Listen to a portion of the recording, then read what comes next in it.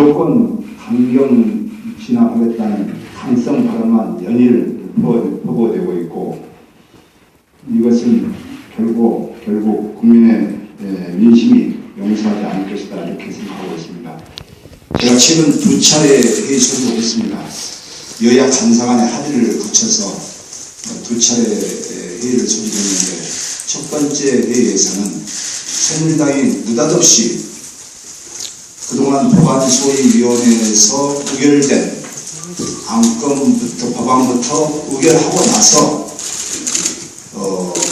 철도 파업 현황 문제를 논의하자라는 식으로 생떼를 부했습니다.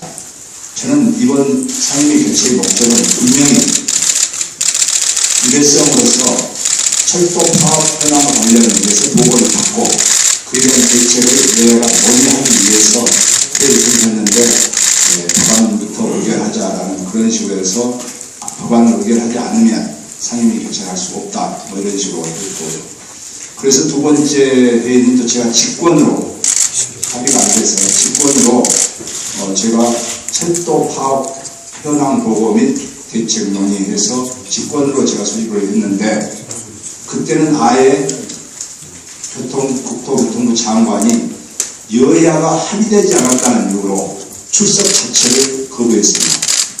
지금까지 국회 역사상 여야가 합의하지 않고 위원장이 직권으로 소집했다 하더라도 장관이 나오지 않은 예가 없었습니다. 이건 완전히 국회를 무시하고 정말 어느 정부에서도 있을 수 없었던 그런 일이 지금 박근혜 정부에서 일어나고 있는 겁니다. 국회 상임위 차원의 모든 준비 방안도 거부하고 있고, 심지어 상임위원회에 철도 현황 보고조차도 하지 않고 출석조차도 않고 있습니다. 국회 국토교통위원장으로서 모든 현안은 국회에서 논의돼야 된다고 생각하고 있습니다. 그래서 상임위원 차원의 철도 소위원회 구성의 필요성을 다시 한번 촉구하고, 이 문제를 해결할 수 있는 것은 오로지 국회 국토교통위원회입니다. 지금 세 가지를 정부는 잘못 발표하고 있습니다. 첫째는 이게 불법 파업이다. 불법 파업이 아닙니다.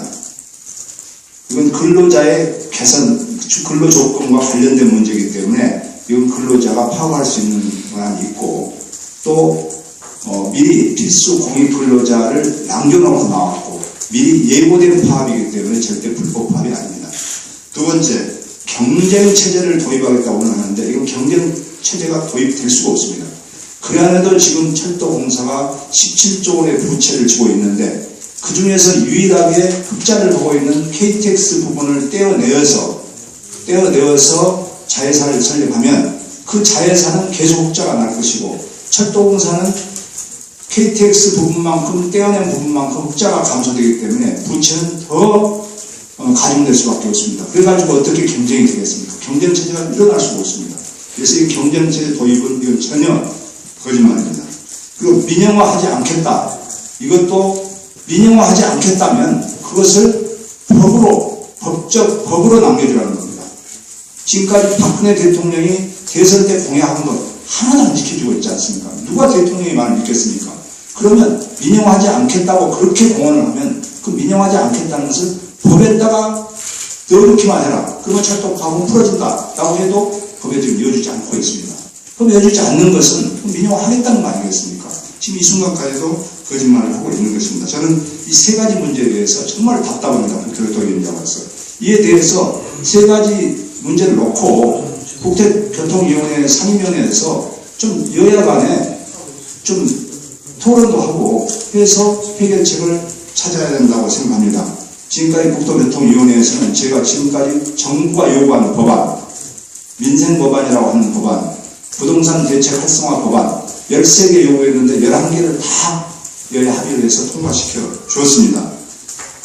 저는 앞으로도 정부가 계속해서 이렇게 국회를 무시하고 일반 통행식 철도 정책을 강행한다면 향후 국토교통위원회의 원만한 운영은 기대할 수 없을 것이고, 그에 대한 책임은 전적으로 정부가 져야 된다, 이렇게 촉구하면서 다시 한번 국회 상임위 차원에서 이 소위원회 구성을 해서 지금이라도 철도사업법 개정안을 조속히 심의해서 이번 파업 사태의 해결에 실마리를 제공해야 된다.